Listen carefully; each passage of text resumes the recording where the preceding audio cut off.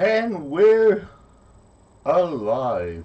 A little loud this time, I know. I did some adjustments on the mic recently. I was doing karaoke. Apologize for that. Probably get close to the mic than I should have. Anyway, enough said about that.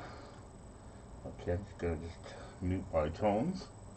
Gonna take care of that later. Anyhow, what do I do? What do we say? What we say? Guess who's back? Again and again and again. New changes coming up. I'm getting to a regular schedule now. Like I said, this week I did some recordings. I did a brief recording, which I posted just up on the net a couple days ago. New other changes. The young lad is finally got a job. Woo! Which means I get my basement back. Him not having a job was kind of a big imposition. How come? Well, when he came up getting up jobs, get a job, lose a job, get a job, lose a job, and you don't turf the poor bastard out, no matter how many times he messes up. That's kids for you. He took over my basement because we couldn't afford to actually have the space upstairs vacant while he was trying to find himself, I guess, for the 15th time of this month. So, as a result, he moved back to the basement and said, well, I'm probably going to be staying there for now. Just rent the room upstairs, keep the rooms rented upstairs because you need the money more than I can afford to, because I'm probably not going to be able to pay money for a while.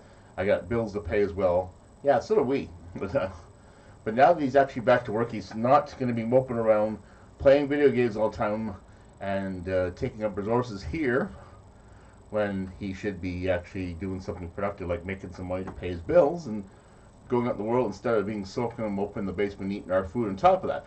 Good thing is he's got a job as a chef, which means he'll be eating out more and hopefully spending a lot more time out of the house, which is good and bad. I mean, we won't get to see him, but then again, we really didn't get to see him much anyway because he lived in the basement for a day. He would just told me, he's a young man.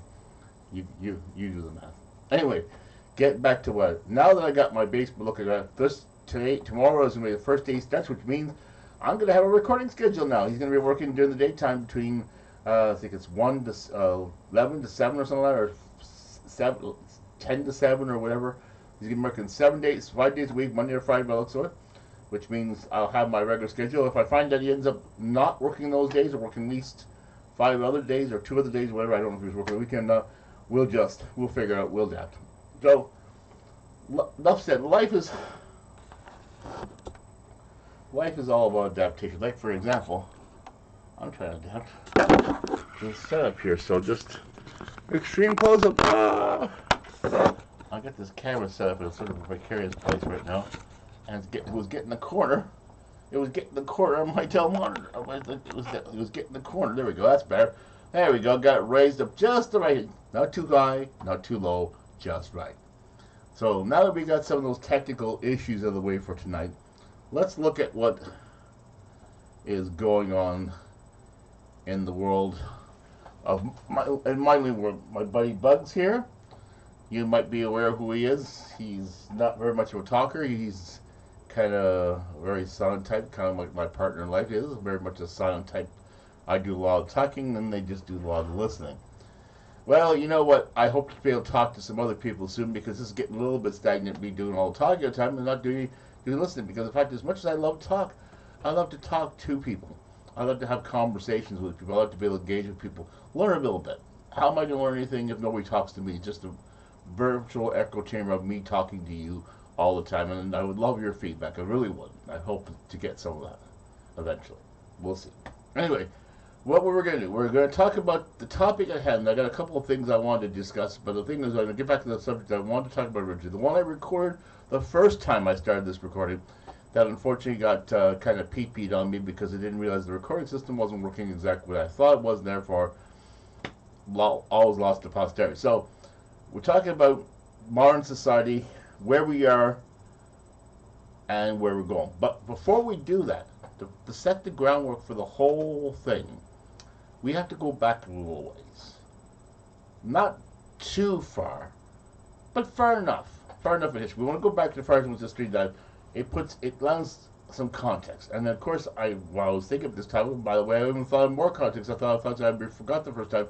So I was glad that I got sort of out as a dress rehearsal so I could figure things out and figure out, because this is all off the top of my head. This is just literally stuff coming to my head 9 times out of 10, it's not scripted. There's ideas I come up with, a theme, and I start and go with it. So, on that note, what I'm going to do is I'm going to attempt to start at very well where I started before. Okay. Once upon a time, in the early days of early civilization, there were brave men that fought for the rights of other people. They fought other tribes. They fought other enemies of what's not alone. They were brave men they were the bravest men, which they courted. They had some wealth, and they had something to offer besides just their own bodies. They courted other like-minded men to fight their cause with them, and as their brave leader, and they would defeat the cause of whatever it was, to defend territory, to conquer territory, whatever it was they were doing, either conquering or protecting. That was what they do. And what that allowed the common people to do is to do what the common people do best, which is grow crops, raise sheep, cows, etc., etc. They weren't wanting to do all this stuff, but they need to be defended. And the contract, the implied social contract of this relationship was the land in which these people conquered or protected was going to be owned by the leader of the group, shared out amongst his noble supporters, whatever his cohorts of crime, or whatever you want to call them, that defended the same territory, and then they would get pieces of land themselves, which they would have people, peasant class people, working on it. And the way that they paid back tribute is they gave goods and services in exchange for the right to live there, and they get some of it for themselves, and then they trade some amongst each other. Of course, there was a little bit of trade, but most of it was the influxes. The major influx was going to this group of people, which was known as a kingdom. And you had a group like a king or an emperor or some other head of state, some other anointed by God person, they claim, because they figure if they got all those words that God must have given them, God must have blessed them. And the brave men called knights or whatever that fought alongside with this man who he bestowed territory and title to. And this was the early days of what became the monarchical or royal family systems of all around the world. This system didn't happen in New England, it happened all through Europe. There was versions that happened in Asia, there was versions that happened what became Russia, there was versions that happened in China, there was versions that happened in Japan. All around the world, anywhere there was a civilization, these types of systems came up. So it wasn't just by accident. These were the first early forms of government. My hair looks a fucking mess, but that's pardon me. First early systems of government, and first early systems of what became some sort of stabilized society. You had a protector who expected you in return because he owned the land. You were tenants of the land. You never owned the land. You were a part of the land. You were born on the land. You could raise above that if you chose to become a brave knight and work for the king, and then become part of the royal family. Some get title eventually, not really directly with the royal family, but bestowed title. So that was not adapted to you. Young men could rise above their circumstances. And now I say notice it said men. And yes, during that time, men were the ones that typically tended to have the opportunity. The only opportunity the young women would have is if they were lucky to marry some of these brave young men. Or if they really wanted to work up the social climb, more of a king or other king, because let's face it, the king needed to have a wife. And all of his knights needed wives, and so forth and so on.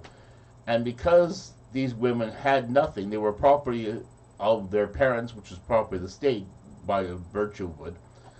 The only way they could get anywhere in life, because women were only valuable for birthing children, was to be the partners for these brave knights or the peasant class, produce more children, and then the cycle would continue. Now, the ones that did manage to connect with somebody that was one of the either knights or higher up on the royal chain, whether it was emperors or kings or whatever class of monarchical system that ran at the time, that was the way everything worked. And trade was just measured through the trade between giving tribute to the king or emperor, to give the order the knights if there were knights that were owning territories. Some knights had territories, well, that they had lands, because the king couldn't manage all the lands himself, so he spread the duty out to all the lower ones by giving them title to little bits of land, and they gave tribute back to him, of course. So it was a trickle-down system, for more or less. And like I said, the only opportunities they raised for the men were to either become tradesmen, become very valuable, their services are extremely valuable, and then maybe bestowed to the king's court, work directly for the king as contractors, and they make a lot more money, get paid in actual physical money, in this case coins, gold and silver coins, or whatever, and or become knights. And of course, the women had the opportunity was because they married the men of these and had their children and families, and that's how they became upwardly mobile. That was the system for the longest time. Um, as that system built and built and built, and as we realized the land was getting less and less, once they conquered, once all the people like was on the North American, European, and Russian continent, the known continents that we had was already conquered. There was, what else did you have to do? Well, the early conquests, in terms of like the Europeans, was looking for a route to India, because they did a lot of trade with India, but it was a very arduous, long route. They had to go very far distance going east, a long way through some really treacherous lands, through deserts and all kinds of hills and mountains and a lot of different territories, and also through a lot of their enemy territories. So it was a very large trip. So what would happen a lot of times is things would have to come by a trade from other groups. There'd be one group trading, another group trading, and eventually get there. And of course, it's going to be a lot more expensive. So if you're European, if you're a European kingdom, and you figure, well, hey, I get told that the Earth is round, because that's another phenomenon. For the longest time, the church said the land was flat, and that was that. So it means if you wanted to get to somewhere in India, and India was over there, you can't go that way because you're going to fall off the edge of the Earth. So once the belief and the theory about the idea that Christopher Columbus and all these guys that were from other people told, like many scientists said, the world is actually round. We observed the universe and we watch the sky and watch the stars and on the heavens, and we believe the theory is the world should be round, or in this case, a sphere. Okay, because they didn't know what type of round it was, because you can remember they didn't have a lot of knowledge of the world. They hadn't traveled very far. They only traveled doing the sphere of this plane that looked fairly flat to them, so they figured everything was flat. So the theory was it was round. So if the theory was round, if we kept going the other direction, we'll eventually get to India, and they figured that would be a shortcut, because all it was water. They figured just go to the water, you take a boat, go to the water, travel a little while, you hit India, trade, bring it back, so forth and so on, rinse and repeat. Unfortunately for them, many of them, the Spanish, the British, the French, and all the ones that did travel that way, the Germans, everybody else, that set sails to that world, they didn't realize something. They didn't know how big the Earth really was. For them. It took a long time to finally get to what they thought was India. Many expressions. The Norse came there, landed in what became Newfoundland. There was still remnants of them there. The French came to what became Quebec, and eventually went further and further in because they kept going. They kept going, hoping eventually they would get to the end of it, and they'd be able to go to India. That they figured this land would only be a small little bump. They just travel a little while, and eventually they would come to water again, and then the water would be India, and the problem solved. It took a long time. They kept going along, and then they realized over time how big this place. It was a lot bigger than anticipated, much bigger. And we live in this big land that they found accidentally on their way to find India. So this all happened, and they were trying to find a route to India, trying to get some shortcuts, and they came here. And the reason that is the reason why they called the natives, who they thought looked different than themselves, always they looked darker skins, much like the people in India. They thought they made it to India. Hence they called them Indians. So blame the Europeans' ignorance about the fact of the universe on why native peoples in Canada were named Indians to begin with, because that's exactly the reason why. Out of pure ignorance, they thought they hit India. Till they realized they didn't. Till they realized the languages didn't match what they spoke in India. They didn't find the rich spices and tapestries and all the things that were expecting to find in India that were supposed to be here. If this was India, it wasn't. Move ahead a little while. All this has been going on, plunging. The world's been expanding. These territories have been going all over the place, forming colonies. Kingdoms have expanded, taking over territories, conquering new peoples, forming new territories, building empires. This was the imperial empires. During this time of empires, everything was seen to be fine. I mean, there was all kinds of things going on. There was slave trades going on one side, because part of the dark side of empires is people love to get cheap labor. So slavery was part of it, and still is part of our modern culture today. Unfortunately, to some degree, for various different reasons, we find that people will enslave people for all kinds of nefarious reasons. Some not very, very good, very moral. But besides that, the empires were being built, and they're traveling on, and North America was developing into this colony, and a lot of the other colonies. But there was, like I said, there was French that were involved, the English were involved there, the Spanish were involved in the southern part of it, and all this. It was going on just fine. And then one day, one of the colonies, the British colony, decided that, hey, we don't like the way the representation of the king of the day is. We don't like being taxed. We're being taxed by a place far, far away, and we don't want to do that. We want to keep our own money. We want to keep the money here in this place because this is our home. We're not going back to England. Why should we be sending any more tributes to England? We don't want to anymore. So it became what became the American Revolution. Now, the American Revolution wasn't just fought by the Americans, of course. I forgot to neglect that in the first description of it. The American Revolution was basically Americans against the British, but what happened was because the French also had interest in here, and the French were the largest rivals for the English in this territory, the French were more than happy to help the struggling American colonies that wanted to break away. They were more than happy to help them defeat the English because the English were rivals. They wanted to beat the English. Hence, why there was a lot of assistance from the French in here. There was also assistance from the Germans, but the Germans didn't help the helped. I think the Germans actually helped the British. They were known as the Hessians, and then the French troops helped the strong American. Hence, why at the end of the Revolution, the French bestowed upon the Americas a copy of a statue that was a much larger version that they made in France called the Statue of Liberty. And of course, if you ever go to France, we'll never have. There's actually the original prototype for the Statue of Liberty built in France. That was the one based on the model. That was the model that was used to build the much larger one that actually sits on Ellis Island in America.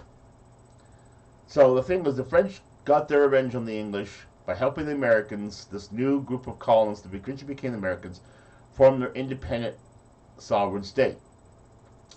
A nifty experiment. The original idea of this experiment was basically there was a group of people that felt persecuted religiously in their own home. They eventually came. That was part of their impetus for coming to the colonies, is to get a new start. And then, of course, they eventually got tired of that and decided they wanted to be their own place. They wanted to be their own autonomy. And they modeled their autonomy. They finally got after a long time of fighting, when the British finally did give in to them, after the republican model of the Roman Empire. Very much like that, where instead of having an emperor, they created an office called the president. The president was basically, it was a really democratic thing. They elected about members that were elected in areas, each representative had areas, and then they would have an election for the leader of this group, called the president. The system evolved over time, but the basic better model of it existed up to the time of most of the votes were there, except the thing about parties. The parties were the big innovation that happened, and eventually, as the country grew, there was more what they called states. So each of the original colonies eventually became states, and then eventually more states, right, and so forth, and so on, rinse and repeat. Early democracy starts. Lots of bumps and bruises, and still to this day, it still has a lot of problems, but we'll get to that later. I'm not going to get to that part right now. The part I did forget is that while this was all going on, and there was all kinds of wars in between that time, after the American Revolution, there's still wars amongst the people that still wanted to have slaves and the ones that didn't want slaves between the North and the South. There was still the Spanish-American War that come, and all kinds of territorial disputes in this new colony had to fight and face. And of course, things like the the American colony buying what was called Louisiana, and eventually the territory of Alaska, that was their whole problem during this time, to form this new burgeoning country. Disputes between the British, still about the borders between this new United States and the British colonies above, which eventually become Canada all the time. At some point in time, when eventually the kings realized that they had to loosen up the control of the colonies. But those events didn't just happen in a vacuum. With the American Revolution happening, all the wars happening, the word about the American success in the Revolution spread around, especially to France, the one country that helped the Americans, the king of the time, helped the Americans create this revolution, create this country, this democracy, this first democracy, where the people, the peasant class, would finally have some power, or would have some freedom, have some liberty. It was limited liberty, as we would find out later, because what happened is the early government was based on taxation, and the taxation was based on the one thing that they could tax, which was land, and because only certain people of aristocracy and wealth, and some of the people that were bestowed land by the state, the newly formed state, for deeds done, and eventually other lands that were given to people for various other reasons. People that got large happened to get land, that actually were there that got the first land of installments for whatever reason, were the only ones that could vote. They were the only ones that had the right to vote in this early democracy. Anyone else that was a worker or peasants or the slaves or anyone else that was not a landowner in this new informed democracy wasn't truly democracy at this point. They didn't have the right to do much of anything. But it was the early days, of course. But in France, they heard about this democratic model and they decided that, hey, maybe this might be good for us too. And the monarchy pushed and pushed them, especially the stories about King Louis and Marie Antoinette and the famous let them eat cake when they were starving to death in the streets. Little did she know that those words would come to haunt her, her husband, and much of the French kingdom not too long after, when the revolution came and they finally overthrew the king and cut their heads off. The old saying, don't lose your head. This saying basically pretty much came from the time when the French Revolution and the kings and queens of France were beheaded. With this revolution happening, you could see how quickly, now that the revolution started in America, which is far, far away, that didn't affect anybody for a longest time, that really didn't, because it was so far away, they didn't really take much radar on the kings and queens of the day at the time. The emperors, that they didn't think very much of it. But when the first actual revolution landed on the Euro-Asia continent that was successful, oh man, you could tell that this is going to be not the last one.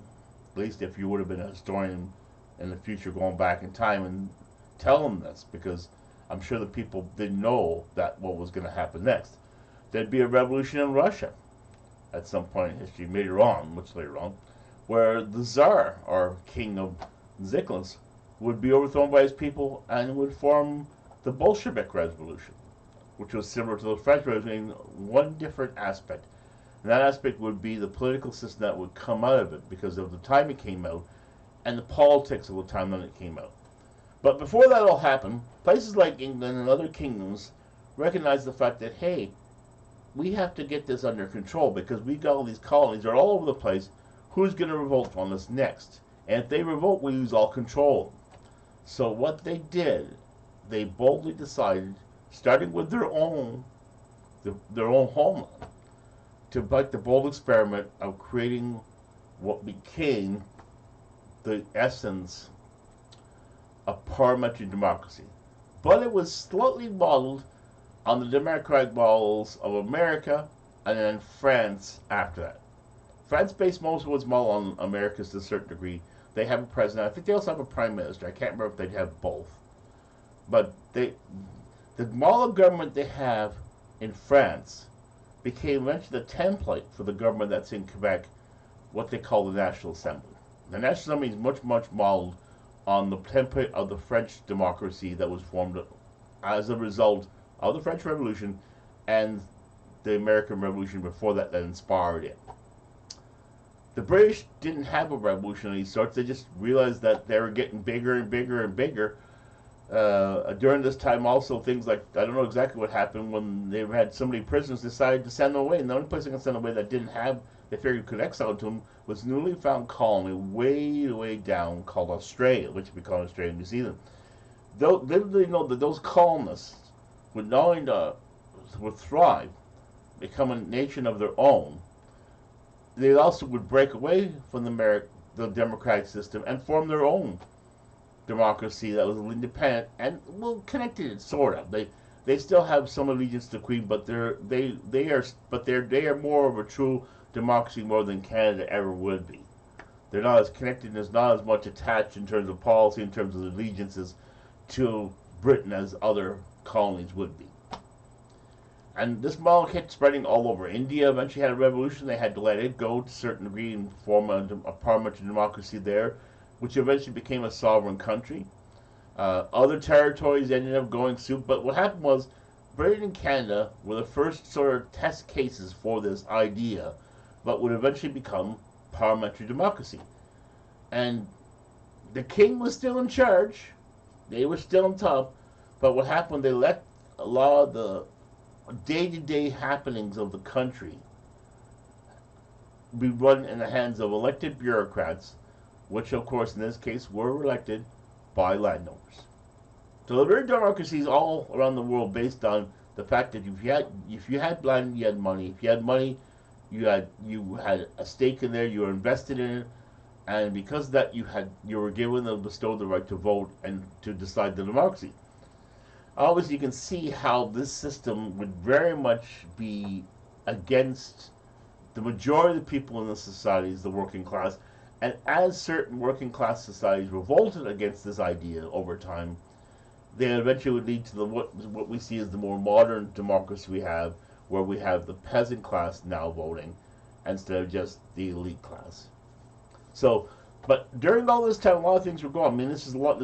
I'm covering a lot of history very quickly. I'm attempting to get as much history as I can without going into a lot of detail, because right now I'm only 25 minutes in this recording, a lot longer than the other one. But anyway, through this whole thing, a lot of things happened. Like, first of all, most of the economy during the early days were barter economy, because people bartered goods and services. The simplest thing, if you didn't have money, you'd barter your skills or you'd barter whatever you could create. Like if you're a farmer, you create farm products, whether it be animal, livestock, or grains, or whatever. You make stuff. Your wife makes stuff. You make creative products. You make a chair, or you're a blacksmith. You show shoes, or you make metal implements and tools and stuff like that. And then you would trade those amongst your neighbors who had things that you wanted.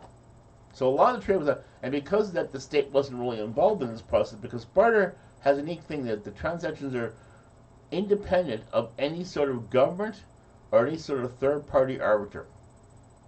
And since there's no record of the transaction other than between the two people involved, then there's no way for the state to impose any sort of levy against them. Plus, they didn't need money. It was basically on the basis of value. I value this worth 3 of these, and we negotiate 2 of these, or whatever. We come to a negotiation, and we come to an agreement that what we think whatever we have is worth compared to whatever the other person's thing was worth. So much of the economy, for much of the time in history, was much more of a barter economy. Even during the early times of early coins, however, there was coins that made little rock as representations. There was early attempts to make representations of some sort of trading currency throughout most of history.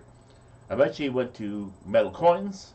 The metal coins eventually became recognized metal coins, like in the Roman Empire. They were minted, and England did the same thing. Other kings eventually did the same thing. Minted coins with the likeness of the king or the emperor or whatever. They were given a value, and they were used as a means of placeholders for the purchasing of goods and services, because they were worth something. The metals were either silver or gold, and which are worth something in society. So therefore, they always had value, even as just base metals to make stuff with, and that value was guaranteed by the value of the actual coin itself. And that coin could be traded for goods, and those goods could be traded for other goods, and those coins being settled. And by the state issuing the coins, they helped to control the wealth. They could control where the money went in the wealth and distribution of wealth, and how far they distributed inside or outside their various territories and kingdoms and whatnot. So, earning money was developed, but the modern system of banking, using paper money and now electronic money, is a very new concept in most of modern history. It's a product of the 18th, 19th, and 20th century, the concept of physical money, going past the silver coins to have like bills now. Bills, for all important, are all really just promissory notes issued by a government, in this case, promising that the bearer of this note can get goods of this value equal in trade for this note, and the note was guaranteed by the government to have value no matter what. That sounds like a good idea, maybe. Well, when it started, the governments of the world, the early governments of the world that did this system, they decided that they had to have something to back up the currency the government issued, the state issued. In this case, it was gold. Gold was decided to be the benchmark of what you can produce as currency, paper promissory notes. The promissory notes were early back. As a matter of fact, the notes actually said that they could buy this much gold with it. It actually was established that there was a correlation between the bill itself and actual gold precious metal. So it made it easier to bring goods. Instead of carrying a whole pile of precious metal like gold, you bring this note, and it says that the person, the bearer of this note, whoever has it, can get, at request, this much gold from the reserve. It's worth this much gold. It has this much value. So you didn't have to keep trading the gold back and forth. You just trade the notes, and eventually, if you wanted to get the guarantee, you could cash it in. And that was what currency wars ended up being. These promissory notes were backed by a government having a certain amount of what they call gold reserve in the bank. This went on for a long time. The system was a pretty good system in the early days of capitalism and the early days of trade, the early days of democracies, where we want to talk about democracy specifically as a subclass of trade amongst nations, but let's say trade amongst democratic nations. So Canada, Canada, United States, Mexico, most of Europe, most other parts of the world. Most of the world was followed some sort of democratic model.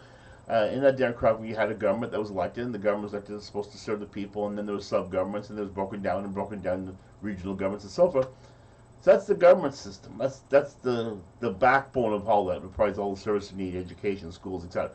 But on the underpinning of that, you had the business class. You had the labor, and you had the people, the entrepreneurial class that formed the businesses. Many of the early businesses were one-man shops, which meant democracy's early days were that anyone could have the opportunity to be tremendously wealthy by their own effort. Come up with a good invention, come up with a good idea, make a great product people like. Make a great product people like that you had such a great demand for that you couldn't make enough for yourself. So what do? What does somebody do when they come up with a great product, a great service, or whatever, that they cannot make enough to meet the demand for the people, and they want to be able to make the demand? Well, what do? You take that idea and you get people that you can hire other people to make it for you, and you give them some sort of tribute, whether trade or in this case currency, whatever, to make that for you, and they don't have to take the risks of buying the raw materials. They don't have to run the risk of finding the customers. They don't have to take any risks at all. All they have to do is they show up, do the job to your satisfaction. You give them some sort of payment. You take the finished goods. They're your goods. You designed them. You made them. As far as the customer is concerned, they don't care that someone else made them. As long as the standards, as long as they're made as good a quality as what they want, or the same standard, it represents the exact same as if you made it yourself. You sell it. You take the money. You pay the people, and whatever's left over is the profit. Very early capitalism. Very early business capitalism. Eventually, many people became really wealthy as they realized that they didn't have to make things anymore. They could just come up with ideas and take the idea and get other people to make it for them, people that are willing to have the security of having a steady job and a steady paycheck without taking the risks that you as a capitalist would have to make.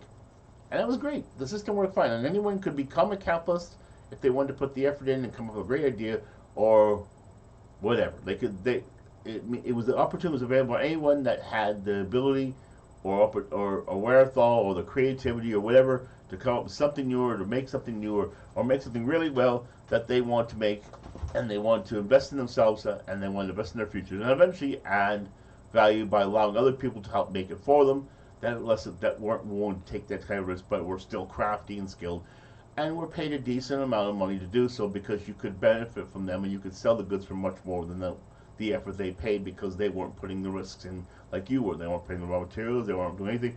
They were just trading their wages, they're trading their labor, trading their skills for money so you could take the finished product and make capital and make a profit. That was the contract that was understood. Over time, business got bigger because let's say you had another person doing the same type of business. And you said, well, okay, I'm the best one doing it, but this person is representing, he's taking away business. I can make twice as many of those as he can, but he's already undercut my price, making a product that's either better or a little bit less better, but it's less expensive, more affordable to people. And I can make more and bring the price down, and I could do one or two things. I can either saturate the market and put them out of business, or I could just buy that particular business with their employees and everything, incorporate some of his ideas that may not be there, and make a much larger business. Or I could buy related businesses and build onto a staple product instead of having the ones I sell, but all the ones I can't sell, they're related. And this is the early formation of what became the modern corporation. Modern corporations end up coming about by the amalgamation of many, many smaller businesses. Many of the great brands we own today, modern brands, are actually consisted of many thousands of smaller businesses that at one point in time used to be mom and pop businesses with small staffs of people that eventually got larger and larger and larger, and eventually until the person decided because they had no one to pass it on to, maybe an inheritance, or no desire to, or they just wanted to retire, or whatever, that they got out of the business and sold to somebody else that was coming along that had the ambition to take it over and continue running the entity on their own, and you were just going to take the cash and run and have a nice life. So that's how over time we got to where we are as far as the business is concerned around the world. Well, don't get me wrong, there's still opportunities. There's all kinds, like the internet, software business became a new burgeoning territory. Every time there's a new revolution of something that happens in the business, in the world, some sort of technology or some sort of service or product that comes along, there's always a new, it's always what happens. It's a gold rush of sorts. Many people get into the ground floor because it's an opportunity that nobody can pass up, and they have to go into it because there's not a lot of people in it. There's a lot of risk takers, a lot of innovators, and then there's people that come on later that don't take as much risk. They learn from the other ones, and may never become as big as others, but or maybe become bigger because they have another idea that this person maybe didn't think of, another concept, another plan, another version of it, a better one, or found a niche of some sort that's not being filled right now, and just stepped in that niche and became popular because of it. So but the thing is, we're getting to the point now, the world's getting on smaller and smaller. Many of these corporations now they're not national, they're multinational. They become international companies of much great size. They don't just operate in their own country, they operate in several countries and sometimes even worldwide. So this is what's happening to our modern society. And because these companies are working worldwide, what's happening is their labor is also worldwide. And they've learned very quickly that one thing that happens when you have international labor in a world where different countries have different standards of living, different countries pay their workers different wages, different workers have different expertise and skills, different workers have different advantages and disadvantages across the world. And what's happened, the birth of multinational corporations, the international corporation, has led to many of these multinational corporations moving the manufacture of many of their favorite products and services to places where they can provide the same value of service for a lot less money because the people will work for less. So this is what's happening right now. This is the one thing that's happening. And then the second thing that's happened is automation. I mean, automation's been a long time coming, right? From the time of Henry Ford and the mass-marketed cars. Before that, he was inspired by somebody else that was implementing this type of technology, and he said, well, maybe I can implement it in the car business, and I can adapt it to my business, and took many, many tries till he finally got it right, but figured out a way. And then this type of technology got implemented in other businesses. So we had a lot of things go on that I haven't talked about in marriage, which I've sort of glossed over a lot of it, and maybe I should go back to a little bit of it again and give a little bit more detailed summary about it. But right now, it's coming on 37 minutes. So we're going to leave it right now at that. This is the first part, just to get an introduction of what's going on in the world and that. We haven't got to the meat and bones of it yet, but we're getting there. So part two, we're going to get into more detail about some of the things about capitalism in terms of like the businesses that happened during capitalism and the rise of the genesis from the mom and pop and how it went about to get to the point where as far as business is concerned.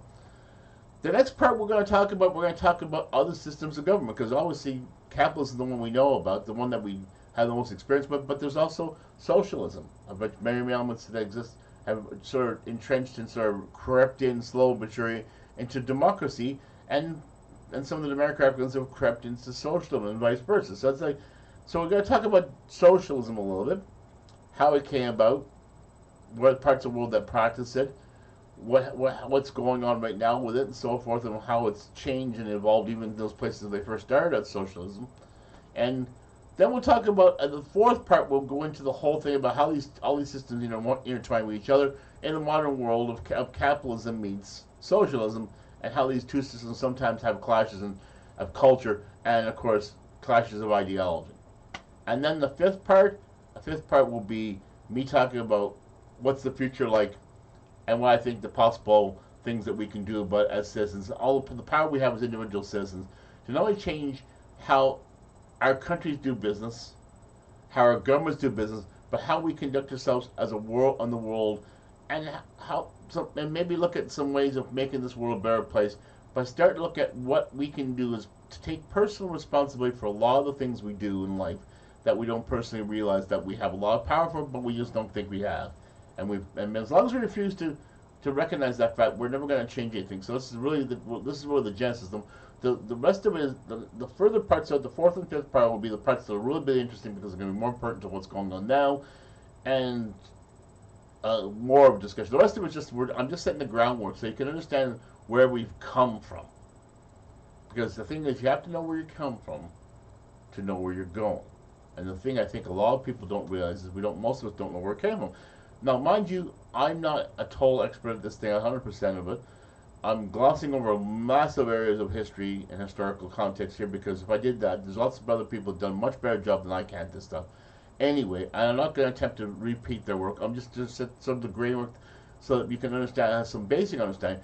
Anyone that's interested more in the history of capitalism and socialism and communism and businesses and government systems and that and early history of that should do it and search themselves. There's lots of other people out there, both on YouTube and in books and magazines and all kinds of publications out there on the internet that can give you much more information than I can ever have. Maybe there are a couple facts that are not exactly correct, and they can be corrected by that. So don't take whatever I say about that. I'm just sort of just laying out the general groundwork for the situation. So I'm laying down the landscape.